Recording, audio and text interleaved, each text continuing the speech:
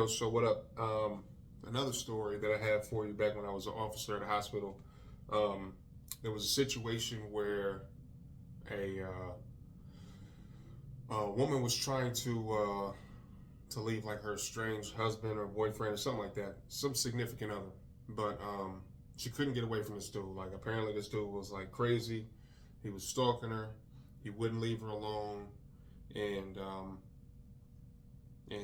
she was just trying to move on with herself, but dude couldn't let go. And she worked at UPS. UPS was, UPS, they have a huge distribution center, um, package hub, whatever you want to call it, on the west side of Columbus off of Trayview. It's huge. And she worked there. So while she was working there, trying to get away from this dude, like I said, he was crazy. He wouldn't leave her alone. Uh, she was trying to get away from him, and he ended up coming to her job and waiting on her.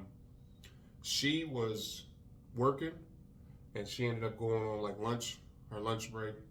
So on her lunch break, she went out to her car, and when she went out to her car, he came and appeared from in between some cars and went right up to her window, right in the parking lot, and shot her right in the head.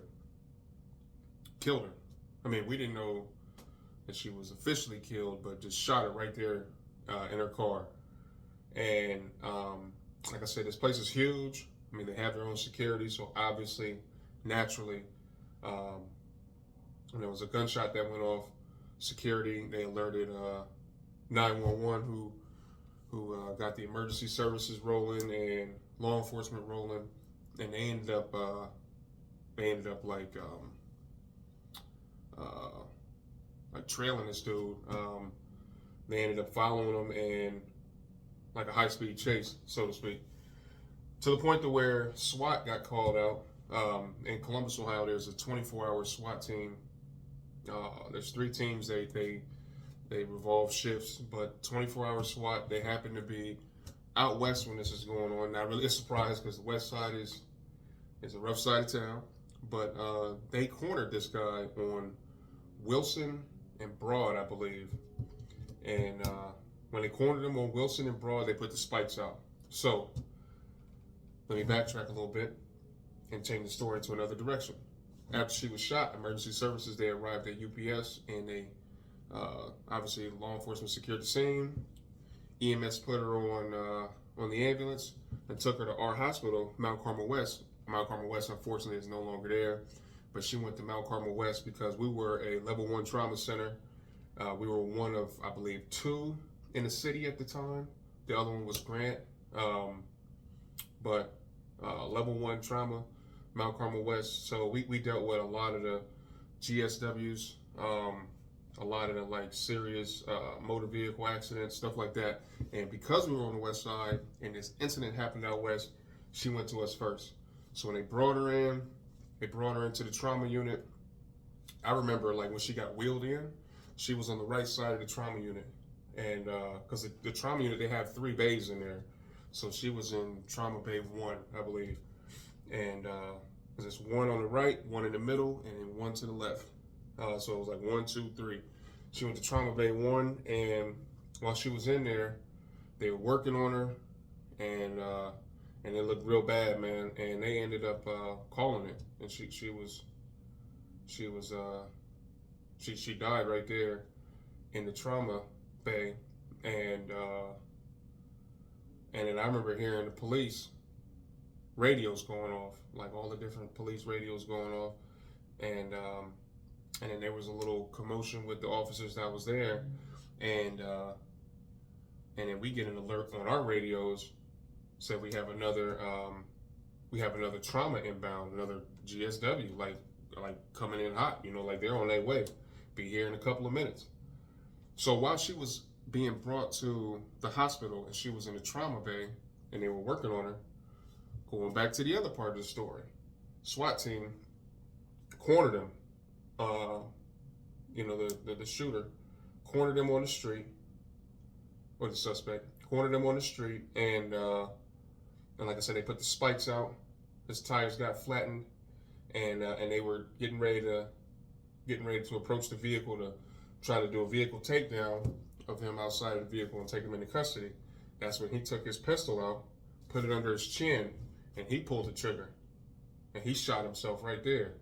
So, emergency services obviously on hand in case there was something that was going to happen. They were staging another, in case they were ready to stage in another location, and EMS came and they took him to our hospital too. Now, this is not really customary to how, this is not really like normal protocol of how something like that happens. Like if you have someone that's shot and then or injured and they're in a trauma center, the other person who happened to do the shooting comes to the same trauma center, but both of these being GSWs to the head, these were severe, like you can't take them anywhere else. So they both had to be in our trauma center. So what was crazy, like she was on the right side and then they wheeled him to the left, and he was, I believe, in trauma bay 3.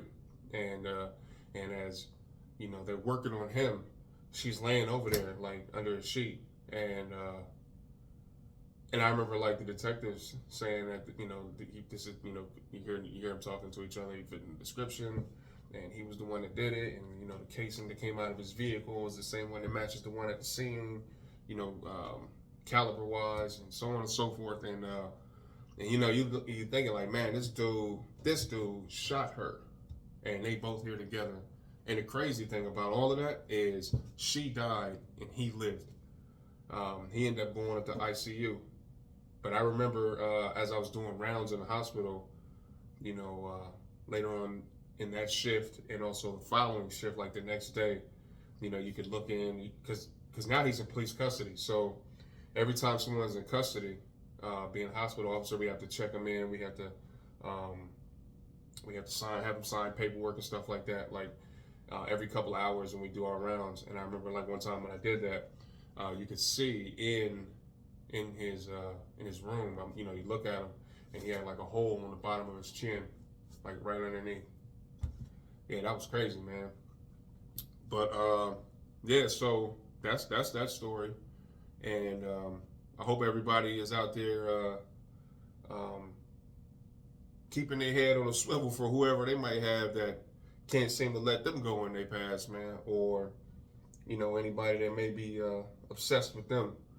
And in order for you to make sure that you stay safe, man, you always got to train hard, train often, train properly, and train safely.